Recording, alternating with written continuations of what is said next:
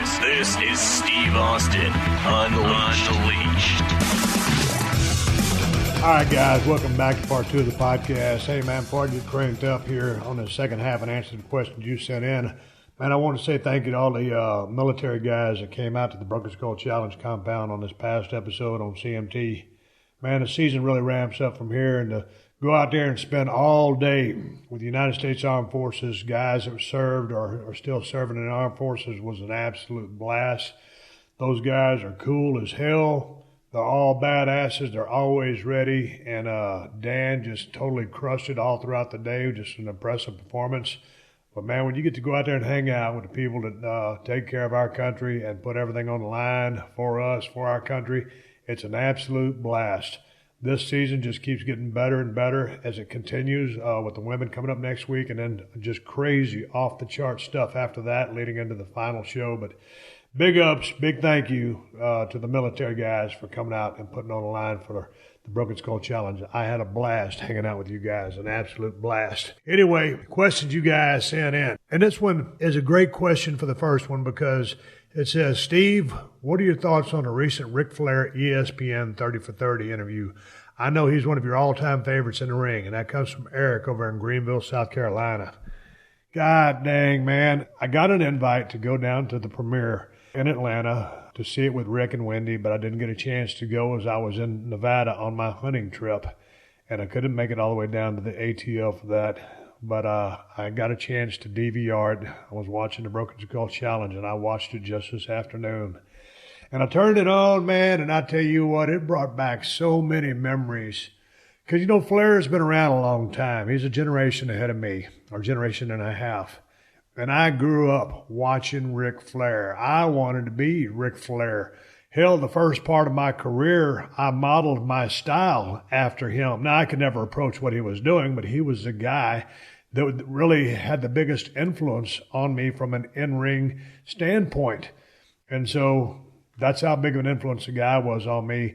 And just watching some of that old stuff, man, when you saw him first coming out of the gates, you know, with that big husky build before he had that plane crash and you know, he kind of developed into that 235-pound body that he wrestled into his greatest heights. He was just a big guy, a big football player, ex-football player. And then, you know, he kind of dialed in that character, and it was during that healing process that, you know, he took after Nature Boy, Buddy Rogers, and he put all the pieces together. And it was interesting to see Jim Cornette kind of recant how Flair was coming up with all this stuff. And, you know, it didn't all happen in one time. You know, it was an evolution of trial and error in the process that he was going through to put all the pieces together to become, to me, the greatest of all time. He's my favorite professional wrestler. And, man, I tell you what, that guy, you know, if there was anybody that was born to be a pro wrestler, it's Ric Flair. Just hearing the stories about his upbringing, being adopted, and then, you know, going to Vern Gagne's camp and then quitting, and then Vern Gagne hitting him with an open hand slap and saying, hey, this is something that you're not going to quit. You know, listen to Greg Gagne, Vern's son, tell that story was really neat. But, man, I tell you what, just reliving all that stuff. And I remember more of Ric Flair's career than I did mine. And just listening to all those promos, the way he lived, he personified the sport or business of pro wrestling, not sports entertainment. And, you know, listen to Snoop Dogg, you know, give his comments on him, you know, what he represented to everybody. And, you know, that first title run, you know, when he took that belt from Dusty. And, you know, no one did it like Ric Flair. You know, whether it was just, you know, dressing to the nines the whole time, whether it was the women, the partying, the wrestling, all the hour Broadways that he went, the traveling. You know, there's been some great pro wrestlers that everybody admires and respects. The Terry Funks, the Harley Races. Just those are a couple of the top. Bret Hart, you know, guys like that. But for the longevity that he had, traveling in that territory system and representing the NWA belt around the world in the loop that he was running, man, it's just flat out amazing. I really don't think anyone did it like Flair, and just living it up every night. And, you know, I looked at that thing as kind of being, with the length that he had and you know, his dedication to the business. I mean, that was his first love. And, you know, he was very frank and he was very open. You know, his family was on the back burner of what he wanted to do. And when he went home, he was bored. He needed to be out there doing his thing. That's what he was born to do. And, you know, could you say it was selfish? Yes. I mean, you could psychoanalyze this a million ways, but I mean, that's just the business. Rick was the business. And man, I'll tell you what, it was very in-depth. He was very candid. He was very open. And I enjoyed the living shit out of it. Ric Flair. And it was also great to watch Hulk Hogan, you know, give him so many props, because back in the day, you know, you would think that those two guys had animosity or heat or whatever. Because back in the day, I mean, it's like the one guy came on there and said, you were either an NWA guy or you were a WWF guy. And I was an NWA guy, hands down. Then I started getting the WWF stuff on television, and, you know, I could understand what they were doing, but I was an NWA guy. Now, when I got to WCW, which was NWA, you knew when you got there that the big time was the WWF. But back then, and, you know, as Hogan was the more well-known guy with you know, all the box office, Flair was that world-class worker that was lighting it up, like I said, on a more regional scene, but just tearing the houses down and becoming famous. Just two different careers, two different standpoints of looking at him. But just to listen to Hulk Hogan talk about Ric Flair and the way that he did was really, really cool. And just Ric Flair's impact on the business, my career, countless others. I mean, there's no telling, you know, how many people were influenced by the style, the career, the character, the presentation, the guts, the bravado, the showmanship, psychology, tactics, techniques that were employed by the Nature Boy. I mean, man, I'm just talking in-ring stuff. And then you go to the promos, man. And you watch that guy, because here's the thing. That guy was so far in, there wasn't a Richard Flair. It was Nature Boy Ric Flair 24/7. So, you know, he turned into that guy, and it got him a lot of fame. It got him a lot of money. He became the greatest wrestler in the world, and he wasn't a great family guy, man. They were very open in saying that. But anyway, I'm rambling, but goddamn, man, I just love those old days and listen to Sting talk about, you know, how over the top Rick would sell. And I remember those matches, and he made Sting. And when they did that test of strength, and Sting went down with that test of strength, and Rick just started wailing, you know, that's selling. That's the fucking veteran getting this green, charismatic Sting over and just, you know, coming into the ropes. Body press over the top, back down, you know, backdrops in the corners. I mean, just Flair being a rubber ball for Sting. I mean, he got that guy over, in my opinion, single-handedly. And Sting had great potential. He had great charisma.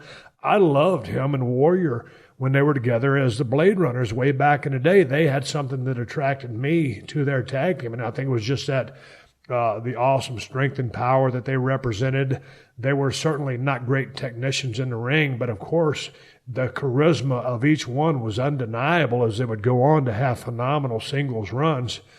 But together, I saw them coming a long time ago. And so Ric Flair, going back to Flair, you know, really, in my opinion, and Sting got himself over. It was a great gimmick. It was a great look, you know, great persona and personality.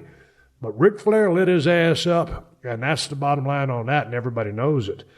And so it was nice to see Sting reflect on, you know, some of those days. And, man, who can forget the classic battles that he had with Ricky the Dragon Steamboat? As I say, you know, Ric Flair is my favorite pro wrestler in the world. Ricky Steamboat is one of the favorite guys I've ever worked with, and just one of my favorite professional wrestlers as well behind Ric Flair. Steamboat, just uncanny, always knows where to be, what to do, how to fill in the gaps, when to fire. And those matches that those guys had were just magic. And part of what the magic was in the fact that the matches were psychologically sound. They were physically demanding. You couldn't see the transitions or gaps. You couldn't see into the match. You didn't see nobody talk, and Flair's protecting the calls. Ricky never said nothing. Ricky just did it. And so, like Steamboat said, with the look of an eye, Steamboat would know what to do, and on instinct as well, and from wrestling each other so many times, they just basically knew each other inside and out. But, going back to what Rick was saying, who was it? Jesus Christ, was it Baby Doll? I'm sorry, I'm forgetting who was talking there at the beginning. It was the illusion. Wrestling's a work, but when you can't see what's really going on, that's when you buy in and you believe. And so a lot of times with today's current work, you see the tells. It's almost like, well, the guys aren't as slick as what Ric Flair, Ricky Steamboat, those guys were. The work was a little bit higher quality then. They weren't trying to cram in so much stuff into a match. And this is not an indictment on today's business. This is just a fact. You couldn't see through the cracks of what they were doing. They kayfabed it. They worked so well together.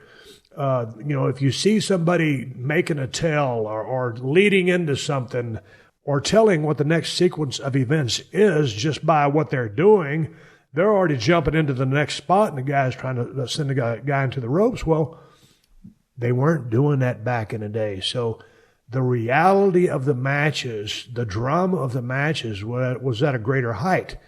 And again, not an indictment on today's business. That's just how good those guys were back in the day. And also understanding that, man, in today's business, and even, when I was still in the ring or maybe a little bit afterwards, the business turned into a faster moving business, putting more stuff into a smaller a window of time. Also because it's become kind of a short attention span theater. If you ain't doing something, if somebody ain't hitting the ropes, someone's going to change the channel, kind of that mentality. So some of the business has changed. I respect that. But again, I go back to what I've said a few months ago on a podcast. You put in some of those, you put in any Flair Steamboat match, you put in any Flair Wyndham match, those matches those guys were having was at a great pace. The matches he was having with Sting, every single match Flair was doing back in the day would hold up in today's wrestling scene, hands down, bar none, end of story, bottom line. People sometimes ask me, hey, could Stone Cold get over in today's environment? Well, yes, he could. Or so does, the work of Ric Flair hold up in even the fast-paced business that is today. That style, his story. I mean, you could throw Jerry Lawler into that conversation as well. I'm talking about Ric Flair, of course, but, Lawler's work, that methodical pace, that storytelling pace, good work holds up. Good people, great talent, hold up. They get over to the next generation. Flair was awesome. I'm sitting here and just flapping my gums about it for 15 damn minutes. But I absolutely loved it. I thought that guy did a hell of a job putting it together. And Rick's got a hell of a story. And it was interesting hearing from his daughter and from his first wife. And if you have not seen it, hell, I'll recommend it at the end of the podcast for something to watch. The 30 for 30 for Nature Boy Ric Flair was flat out awesome, in my opinion. And let me know a lot about the man that I didn't know. Because as long as I've known Ric Flair, I've had him on the podcast a few times, I don't know Rick very well. I know that I got the utmost respect for him. I think he's the greatest of all time. It was just a very well done, very well put together 30 for 30. Congratulations on ESPN, the director, and for the Nature Boy Ric Flair for being so open and candid. Awesome shit. Hey, this is Adam Carolla from the Adam Carolla Show. Bowl season is here, and BetOnline gives you more ways to play. The latest odds, breaking news, live scores, and in-game betting. So you never miss a moment of college football, bowls, NFL playoff races. It's all there all the time. Every bowl matchup, NFL, late season games, all the way to NBA hardwood battles, college hoops, tip-offs. BetOnline has you locked in all year long. And if you love UFC fights and NHL futures, BetOnline is the place to get in on all of the action. And when it's time to switch gears, dive into BetOnline's casino, packed with hundreds of the hottest slots, classic table games, live dealers, and massive jackpots waiting to be hit. And don't forget the VIP program with exclusive level up bonuses, weekly cash boosts, and rewards designed for serious players. Head to BetOnline today, because at BetOnline, the game starts here. Here's one. Comes in from Kevin in Seattle. Says, hey, Steve, I just wanted to drop you an email and say I appreciate when you give a heads up on the family-friendly podcast in regards to dropping some cuss words. I'm on the road a lot with my family, and it's nice to have a heads up. You and Mitch have great chemistry and hope to hear from you again sometimes. Keep up the great work on the keto diet. My wife is on it, and she's about persuaded me to do it as well. Best regards.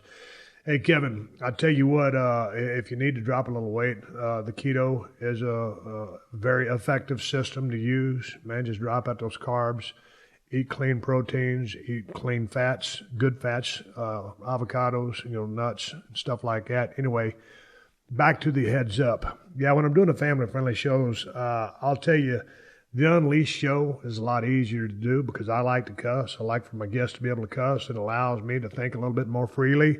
So I give you a heads up.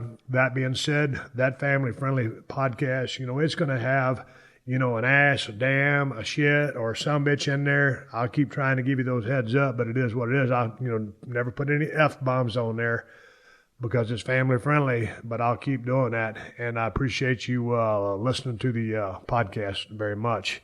All right, let's stick with another wrestling question. Steve, I recently watched WrestleWar 92, and that was, of course, the War Games match.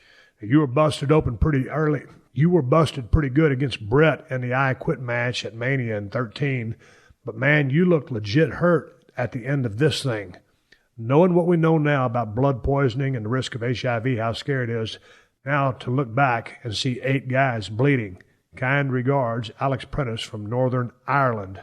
Man, I tell you what, Alex, man, looking back now, it's 2017 with a bunch of guys bleeding in the ring. It seems like the dumbest thing in the world, especially when you got there, and it's not hard ways, it's razor blades. You didn't think about it back then. Towards the end and, in the 2000s, when I faded out in 2003, you started thinking about it more then. But really, and it's crazy, it's absolutely crazy to think that no one would give 2 shits. And guys were concerned. But that was just the way the business was. That's the way we were all wound up. That's just what you did. And believe me, it's a very foreign concept when someone comes up to you and says, oh, I'm not foreign. Well, if it's new to you, if it's your first time to get color, I said, hey, man, we need you to bleed during this match. Well, how do I do that? They don't teach you that in wrestling school. But to go back to your point, as much as they test these guys these days, and I talked about it on the podcast a few weeks ago, I'm all for color. The guys are all tested. Everybody's clean. It's just like a UFC fight. Somebody bleeds in the UFC or in boxing, all those sanctioned events, it's a sporting event. Everybody's tested. So, everybody's clean with respect to the diseases you're talking about. Same with pro wrestling. But going back to the mindset of the day, when you went into a War Games match, just about everybody in that sumbitch somehow, some way was going to get busted open during the course of that match. So it wasn't nothing but a thing like a chicken wing on a shoestring, man. Go out there, pick your spot, and get you some color. It was fun because that's what we were doing, and there's an art to it, and you're doing it to try to keep asses in seats or put asses in seats for future shows. And it went with the story. And the story was violent. And blood happens when things get violent in a wrestling ring, especially 2 rings under a steel cage that's called War Games. So it was fun. It was crazy. We weren't thinking about it. We were just doing it, hoping people were digging it. And that's the bottom line.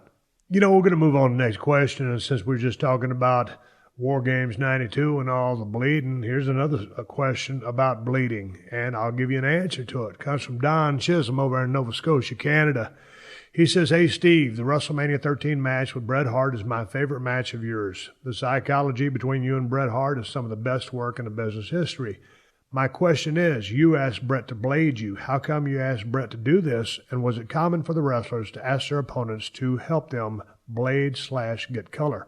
Well, Don, here's the story. I've told it before, and I'll tell it again, and it was also in Bret Hart's book. When we showed up at WrestleMania 13, there in Chicago, we went to the finish room, myself, Bret Hart, and Vince McMahon. Vince laid out the finish. Pass out in a sharpshooter from the pain. That was it. Go out there and do the rest of the match, whatever you want to do, but at the end of the night, at the end of the match, you're going to pass out in a sharpshooter. And so anyway, Bret and I both went out in the arena. We just kind of walked around a little bit, and I circled back there and went and talked to Vince. I told Vince, I said, "Man, are you sure about that finish? You think it'll work?" And Vince looked at me and he goes, "Oh, goddamn, Steve. Yeah, it'll work." And so I was sold, hook, line, and sinker. So anyway, I went back out to the arena, started talking a little bit with Bret. We were shooting the shit. And at the time, there was a no-color policy going on in WWF. 0 color. Don't do it. And, Bret looks at me and he goes, "Steve," he goes, "if you're going to pass out in a sharpshooter, you need to have color." I looked at Bret, and you got to understand, I've only been in the company, I don't know, whatever it was, a year. I didn't have a whole lot of stroke yet. Bret was a veteran. He had stroke. He had a little bit of power, and he was going to use it. So he says, "You need to have color if you're going to pass out in a sharpshooter." And I said, "Man," I said, "I don't know, man." I said, "I don't know." And he goes, "I'll get it for you." I said, "You will?" He goes, "Yeah." So I didn't ask him to get color for me. He offered to get color for me. And what he was doing, he wasn't offering to do the act. He was offering to take the heat. That's the thing about what he was offering.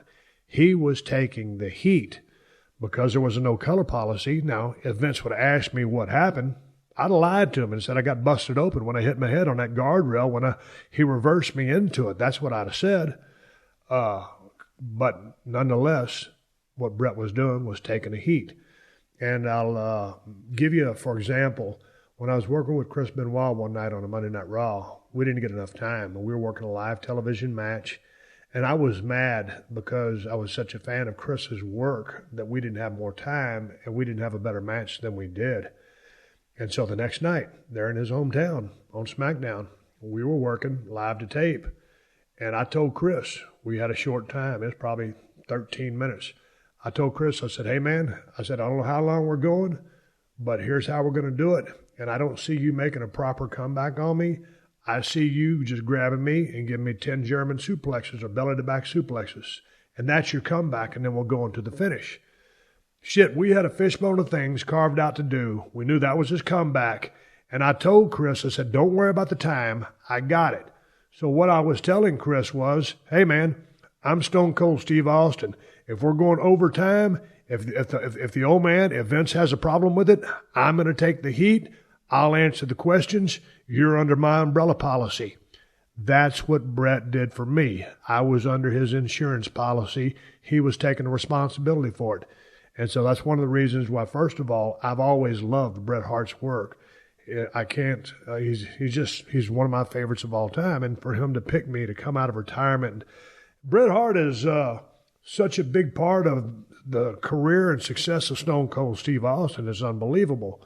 So to go out there and have that match with him and then, to pass out in that sharpshooter and that iconic footage and that iconic photo of me just giving it everything I got to get out of that hole with blood streaming down my face, through my teeth, through my goatee and onto that mat was iconic. And that was one of the things that helped me get over to a large degree. So I didn't ask him. He offered. It was his umbrella policy. He was protecting me. He was the veteran, and he could explain his way out of this. And here's the bottom line. I came back from the match. Bret came back. Shamrock did an awesome job as a guest, a referee, enforcer.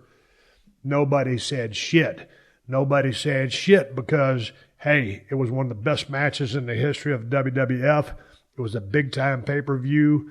We delivered. It was a semi-main, but goddamn it, we did a double turn. That's where the money was, and we did it, and we executed it. If you had to say 10 out of 10, 1 out of 10, 2 out of 10, that was a 10 out of 10 match. It was a 10 out of 10 execution as far as getting the business accomplished at hand and following Vince's orders. We followed his orders, and we added a little salt and pepper to it. So it was just an amazing time. And the cut was so minimal, it was unbelievable. The placing was impeccable. The amount of blood was perfect. It wasn't a bloodbath. It wasn't gory. It was a lot of blood, but it wasn't a bloodbath. And it was so simple. It was so easy and so effective. And that's how good he was. And that's, the best there is, the best there was, the best there ever will be. Man, I just got finished talking about how badass that 30 for 30 was with Ric Flair, but I mean, same thing can be said with Bret the Hitman Hart.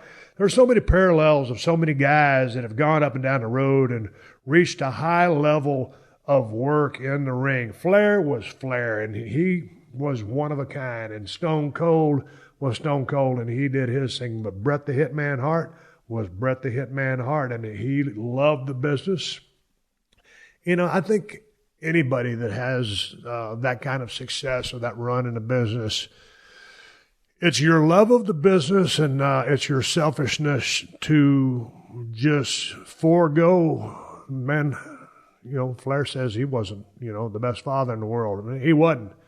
And I've openly admitted that as well. Man, I was always on the road. Now, I didn't get a chance to spend nearly as long on the road as Ric Flair did, or even Bret Hart, or many other guys. But, it was just, it's that love affair you have with the business. And there's so many stories that are similar to Flair's, but Flair just was able to, I'm not segueing off of what I was going to, or going back to the original startup on this part two, is, Flair just did it like nobody else and lasted longer than everybody else. So anyway, that's a good question, Don. I appreciate you asking that, but it was an umbrella policy. He was taking responsibility to help a brother out, and by helping a brother out, he helped get me over. And you know what? Going back to that Chris Benoit match on SmackDown, it was one of the biggest compliments you could tell somebody. And anytime you have a match, you always want to say, hey, thank you, man. Thanks for the match. That's what you do. And that's proper respect. That's protocol. Things might go bad. It might be a pile of shit. You might not click. The crowd might be the shits. They might be dead. You might not be over. The crowd might not be reacting. But that's what you do. And when I first got into business, I didn't know that you were supposed to thank your opponent after the match. I caught a little bit of heat about that because Chris didn't smarten me up to that. So back to the story with Chris Benoit.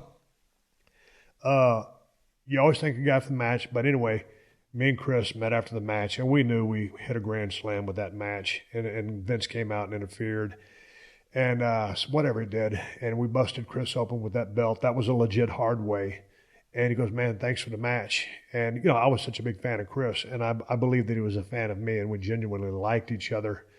And he looked at me and had this look on in his face, and then this look in his eyes, and he said, Steve, he goes, you really got me over.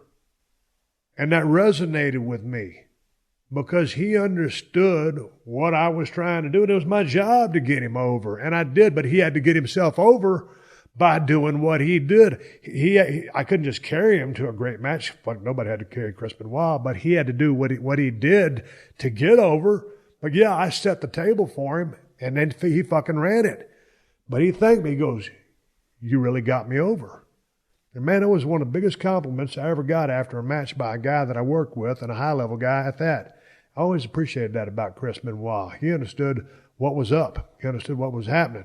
And he recognized what I was trying to do. And that was a badass guy to work with. He was awesome.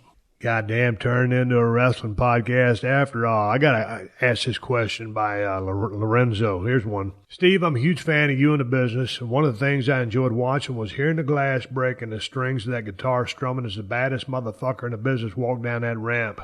But one thing I've always wondered is when you walk down that ramp with the BMF walk, you were always saying something as you walked. What would you be saying? Sometimes, comically, me and my friends would be mimicking you, and we would be yelling total BS that made no sense. Do you just be shouting about being the baddest motherfucker, or do you sometimes shout in gibberish? No, I was never gibbering. Man, I was talking shit the whole way down. That's right, motherfucker. I'm gonna beat them. It was just a constant stream of F-bombs. Yeah, that's right, motherfucker's about to tear this motherfucker's ass. It was just that. It was sentences. And like I said earlier in the podcast, how Ric Flair just believed and was living that character. Hey, man, when I was in that world, when I was in that zone, and that wasn't no psych job, I wasn't trying to psych myself up. That was Stone Cold Steve Austin, and Stone Cold Steve Austin walked to the ring with that bad motherfucker walk because he was sending a message to the other guy in that ring. I'm fixing to whip your fucking ass. And that talking that shit, hey, man, that's just in any competitive endeavor. Some people talk shit, some people don't. Also realize you're playing in front of 20,000 people and you're playing in front of a worldwide audience. You got cameras capturing the action. So, it's just one of those things that, as Flair was smart enough to do, dress to the nines, get the limousine, do the jets, talk about all that shit, take off his loafers and show it to you and brag about it and make you hate him for it or respect him for it. Either or. Same thing with me, just in a different fashion. What worked for Ric Flair worked for Ric Flair. Many people tried to mimic that and be that, and no one ever did it like Ric Flair. Same thing with me, just in regards to that was one of my tactics. That was one of my techniques. That trash talk, that bad motherfucker. Hey, and as much as Ric Flair believed in his character and his persona, the same did Stone Cold. Dude, that's who and what I was, a bad motherfucker. That's what I was saying. Hey, you got to, one of my favorite things to say when I got on that turnbuckle, you have to understand the power of a crowd. 20,000 people, or let's talk about a big arena when you go to pay-per-view, 60, 90,000 people, and you get up on that second turnbuckle, and that was one of the secrets to my entrance. I didn't really acknowledge the people. I'd give them that sideways glance or be looking at that ring or be looking at my opponent once I was on the way to the ring. But my entrance started, not when I just came out was a glass break, because that was instantaneous, spike. But I recognized the crowd by standing on the first, second turnbuckle. And then I first started hitting 2 corners. Then I changed it to all 4 corners to give everybody a photo op. You have to understand the power of a crowd, whether it's 20,000, 60,000, 90,000, or a small, intimate, and a more intimate, wild setting. You have to understand the crowd, the power of that crowd. And when that adrenaline spikes and you throw your arms up and you get that response, mister, it's an adrenaline shot that you will never, ever forget. So when I got that response from that crowd, all I was thinking, you got that shit right, motherfuckers. You got that shit right. We're going to raise hell up in this motherfucker. And so that was my key thing I said. You got that shit right, motherfuckers. Stone Cold Steve Austin here, and I'm fixing to beat somebody's ass. That's the kind of shit that I was saying. Fuck. I done talked myself into a frenzy. I'm about to put on my Stone Cold vest, walk around the neighborhood, and stomp the shit out of somebody. I'm just kidding. I'm just fucking kidding. I'm living in Los Angeles. I'm just kidding. Hey, man, God damn it. I enjoyed talking about pro wrestling today. I enjoyed talking with my wife. I only got to a couple of questions. I was talking about the 30 for 30 with Ric Flair so damn much. I sent Ric Flair a text message today telling him how much I enjoyed that 30 for 30 and what that guy meant to my career. And then now that we segued into Bret Hart, how much Bret Hart meant to my career. And it just makes me have so many fond memories of the business of pro wrestling. I love it. God damn it, I still love it. People ask me all the time. I don't miss it. But goddamn, when you watch something as special as that 30 for 30, you watch a lights out talent, once in a lifetime guy like Ric Flair, and he kind of lets you in on what he was thinking. It kind of answered a lot of questions for me. Not questions about Ric Flair, but questions about Steve Austin. So I enjoyed the flying shit out of it. Hey, man, I'm going to come right back and I'm going to close this podcast down. I want to thank my wife for joining in on the beginning of this. I want to thank you guys for sending in your questions. I got some talent coming here to 317 Gimmick Street in the next few weeks. I've got some comedians coming over. I've got some MMA people coming over, a different mix of people. I'm trying to collect some podcasts for our ride off, and we try to hit Texas for a little bit, visit my mom and dad and see my brothers and my sisters. Appreciate everybody downloading this podcast. I'm fixing to light this son of a bitch back up. I got off on that hunting trip, and I appreciate you guys giving me a break. the podcast, Steve Austin Show Unleashed. I'm coming right back to wrap this motherfucker up, and that's the bottom line. Hey, buddy. Hey, buddy. What's going on, man? Hi, guy. Yeah. Yeah, the team, Loveline, man. You guys remember us from back in the day? Well, we're doing a pod, and we're doing it every day. And we've been doing it for a while, and if I hear one more time people say, God, I loved you and Adam together on Loveline, and I'm like, yeah, we're doing a podcast. Will you please just join us at the Adam and Dr. Drew Show, please? At AdamandDrDrewShow.com. It's a great show. Come on now. Only on PodcastOne. That's us, Adam and Dr. Drew Show, just like the old days. Doctor's orders. Oh, man, you're funny. Yep. All right, let's go save some babies. Let's do it. All right, I'm about to wrap this show up and ride off in the sunset, but first let me get you up on Alpha Brain from Onnit. Alpha Brain is a safe and natural supplement that helps support memory, focus, and cognitive function. Sound too good to be true? Well, the Boston Center for Memory found otherwise when conducted a double-blind study showing its effectiveness. Alpha Brain has been a secret weapon of champion athletes and business professionals for years, and now it's available for you to try for free by going to onnit.com/Steve. All you have to do is pay $4.99 for shipping, and they will send you a 30-count bottle of Alpha Brain right away. This is the same 30-count bottle of Alpha Brain that sells on onnit.com for $34.95, and through this special offer, you can get it just by paying $4.99 for shipping. It's gluten-free, caffeine-free, made of earth-grown ingredients, and most importantly, it works. Onnit is only able to offer a limited number of free bottles per day, so get your free bottle of Alpha Brain now by going to onnit.com/Steve. That's onnit.com/Steve to get your free bottles of Alpha Brain now.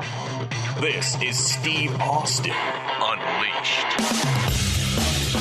All right, everybody, give me the go-home cue. So I'm going to wrap up this podcast and ride off in the sunset. Before I do that, I want to give you something to watch. You got to see it, whether you go to ESPN or maybe they got it on ESPN.com, YouTube maybe. You got to see the 30 for 30 Nature Boy Ric Flair. In my opinion, just off the charts, and I loved it.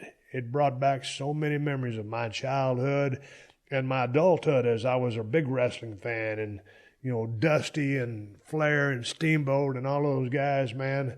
And that's the shit that got me hooked on the business, and that's why I got into the business. And Dusty Rhodes, and goddamn, it was just a fucking blast. You got to go watch that, man. And you know what?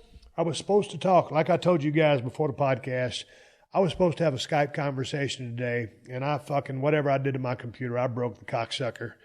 And I had to pull a podcast out of my ass. And you know what? I needed this. It was a come to Jesus meeting for me. And just talking so much about wrestling just kind of lit a fire under my ass. So you know what? I'm glad I fucked up my computer. And I was glad I was able to talk a little bit about pro wrestling. Because, shit, quite frankly, I love the business so much. I love talking about it. But, you know, you got to have good shit to talk about.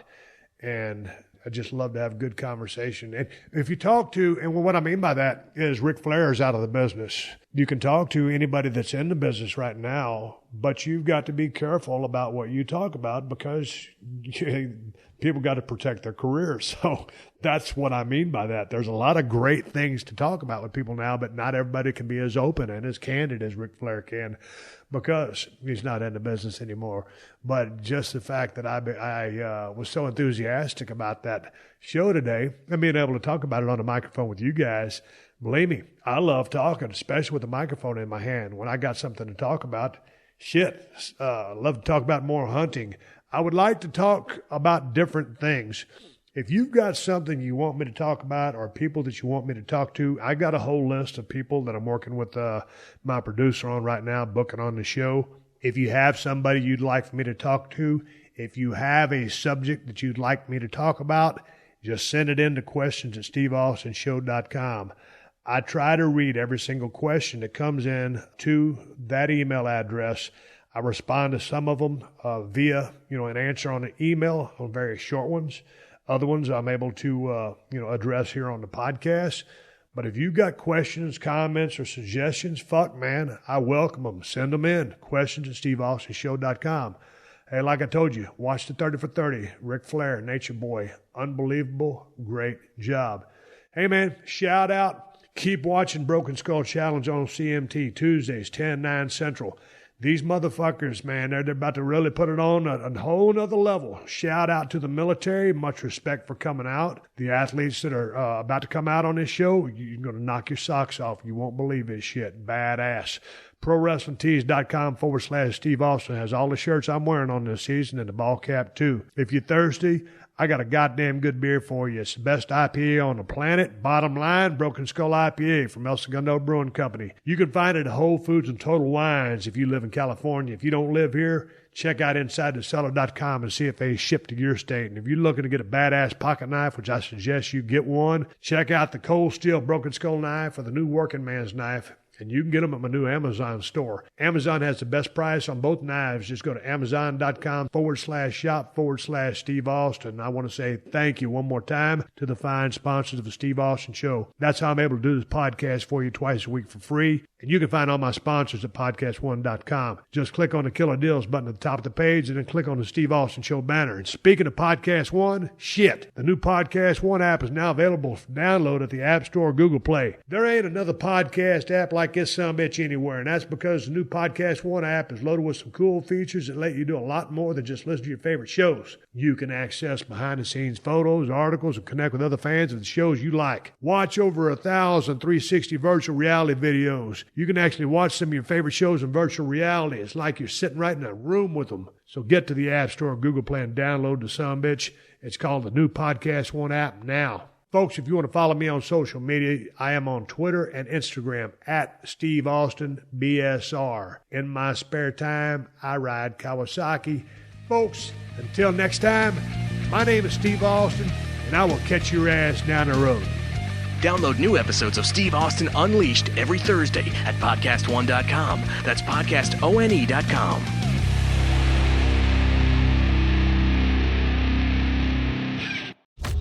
TV has thousands of free movies and TV shows. What? This is the mindset. Free. This is the mantra. Free. This is the mindset. With movies like Joe Dirt, Pixels, and 50 First Dates. This is awesome. And TV shows like Survivor, SpongeBob SquarePants, The Fairly Odd Parents, and Ghosts. Pluto TV is always free. Huzzah! Pluto TV. Stream now, pay never. You're welcome.